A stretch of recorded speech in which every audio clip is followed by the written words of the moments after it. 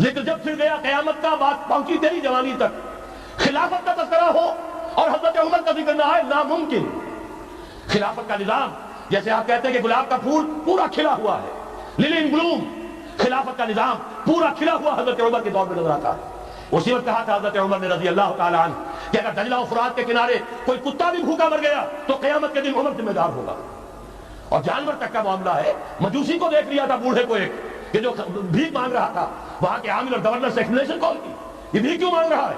جب یہ جوان تھا، کام کر سکتا تھا، تم اس سے جزیہ لے رہے تھے، اب یہ بوڑھا ہو گیا ہے، کما نہیں سکتا، تم نے اسے بھکاری بنا دیا ہے، اس کا وظیفہ مقرر کرو۔ ظاہر بات ہے غیر مسلم ٹیکس دیں گے، مسلمان زکات دیں گے، مسلمانوں کے لیے زکات سے کفالت عامہ ہوگی، غیر مسلموں کے ٹیکسوں کے ذریعے سے۔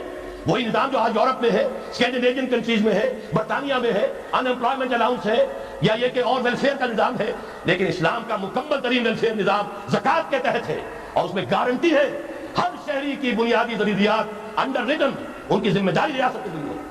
حضرت عمر ہی کا زمانہ تھا کہ لوگ اپنی زکات لے کر پھرتے تھے، لینے والا کوئی نہیں ہوتا تھا۔ اس کا بھی میں مسئلہ آپ کو سمجھا دینا چاہتا ہوں۔ میں نے تو عرض کیا تھا، میں تو مدرس ہوں، عوامی مقرر نہیں ہوں، میں تو چاہتا ہوں آپ چیزیں سمجھ کر ان کا علم آپ کا جو ہے حاصل کر کے اٹھیں، لوگوں کو پھر پہنچائیں۔ یہ کیسے ہو گیا جبکہ زکات جو ہے وہ تو اسلامی ریاست میں نظام خلافت میں حکومت لیتی ہے؟ پھر کیسے ہو گیا کہ لوگ اپنی زکات لے کر پھر رہے، لینے والا کوئی نہیں؟ اس کو بھی جان لیجئے، جیسے زمین کی دو قسمیں میں نے بیان کی، خراجی اور عشری، ایسے ہی زکات کے قابل جو مال ہے اس کی بھی دو قسمیں ہیں۔ اموال باطنہ، گھروں میں رکھی ہوئی کوئی نقدی ہے، کوئی زیور ہے، کوئی اور ایسی چیزیں ہیں، یہ اموال باطنہ کہلاتی ہے۔ اس کی زکات جبراً حکومت نہیں لے گی۔ اگر اس کی زکات جبراً حکومت دے تو گھروں کی تلاشیاں لینی پڑیں گی، جا کے تکیے پھاڑ پھاڑ کے دیکھنے پڑیں گے کہ کہیں کچھ رکھا ہوا تو نہیں ہے۔ یہ معاملہ مسلمانوں کی ان کی اپنی نیت پر، ایمان پر، اللہ کے ساتھ ان کے خلوص و اخلاص پر چھوڑ دیا۔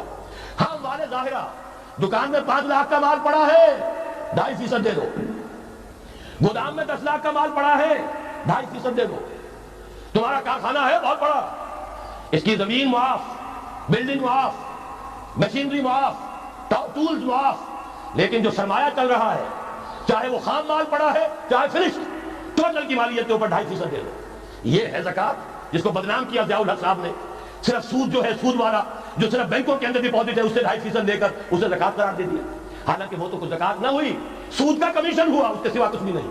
زکات تو یہ ہے کہ ہر دکاندار، اور مجھے یقین ہے مسلمان دے گا، آپ اسے انکم ٹیکس جیسے لعنتی ٹیکس سے نجات دیجئے، جس نے اسے جھوٹ بولنے پر مجبور کیا ہوا ہے۔